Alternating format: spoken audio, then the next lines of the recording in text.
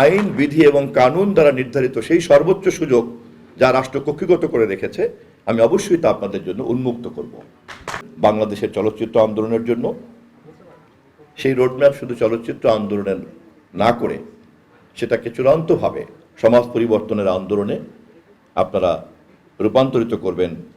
আমি বললাম যে রাষ্ট্র এ ব্যাপারে এখনো কম মানবিক, হয়তো মানবিকতা আছে, রাষ্ট্র এখনো তা পুরোটা চর্চা করতে পারছে না, বাট আমি কিন্তু অমানবিক বলিনি এখনো। কিন্তু আমি খুব পরিষ্কারভাবে আমার সামান্য জ্ঞান দিয়ে বুঝি অনেক কিছুই করা যেত যা করা হয়নি আপনাদের জন্য, অনেক কিছু করার ছিল যা করা হয়নি আপনাদের জন্য।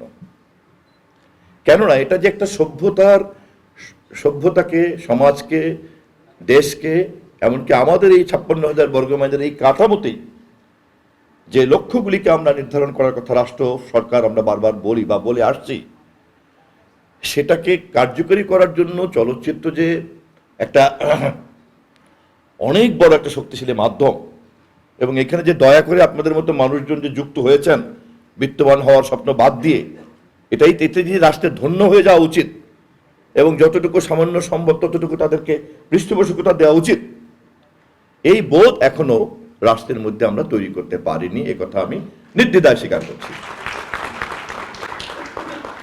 এবং বিনীতভাবে বলছি যে এই বিষয়টি বর্তমান মন্ত্রী হিসেবে আমি যেহেতু বুঝি, ফলে রাষ্ট্রের সর্বোচ্চ ক্ষমতা কতটুকু আছে তা হয়তো আপনাদের জন্য সীমিত, কিন্তু আমি অবশ্যই বের করব যে আপনাদের জন্য সর্বোচ্চ রাষ্ট্র কতটুকু করতে পারে।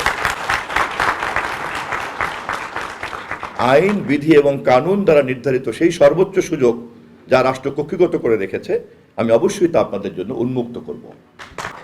এই সম্মেলনের মধ্য দিয়ে আপনারা যে পরবর্তী রোডম্যাপ তৈরি করবেন বাংলাদেশের চলচ্চিত্র আন্দোলনের জন্য, সেই রোডম্যাপ শুধু চলচ্চিত্র আন্দোলনের না করে সেটাকে চূড়ান্তভাবে সমাজ পরিবর্তনের আন্দোলনে আপনারা রূপান্তরিত করবেন, এই আস্থা আমার আছে।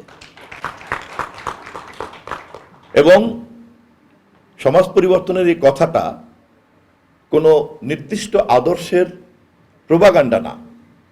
আমাদের খুব করুণ অভিজ্ঞতা আছে গত 50 বছরে, চমৎকার চমৎকার শব্দ, কখনো সমাজতন্ত্র, কখনো ধর্ম, কখনো অমুক, কখনো তমুক, খুব নেপথ্যে দেখা গিয়েছে কোনো না কোনো একটা গোষ্ঠী রিমোট নিয়ে বসে আছে এবং সে সকল মাধ্যমকে তার প্রোপাগান্ডা মেশিন বানাতে চায়।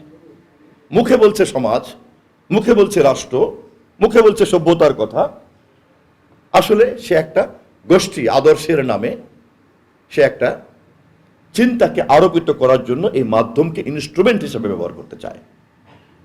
এটাও একটা গুরুত্বপূর্ণ বিষয় যে এই পেশাতে যারা মুক্ত চিন্তা করেন না, যারা কোনো না কোনো গোষ্ঠীর দাস, এমনকি কোনো না কোনো আদর্শের দাস, তাদের পক্ষে মুক্ত চিন্তা করা সম্ভব হয় না। আমি সর্বশেষ আপনাদের প্রতি এই আহ্বান রেখে আপনাদের এই মহতী সম্মেলনের শুভ উদ্বোধনী ঘোষণা করছি। আসুন সবাই মিলে মুক্ত চিন্তা করি, যেই চিন্তা দ্বারা উপকৃত হবে সমাজ এবং সভ্যতা। ধন্যবাদ সবাইকে।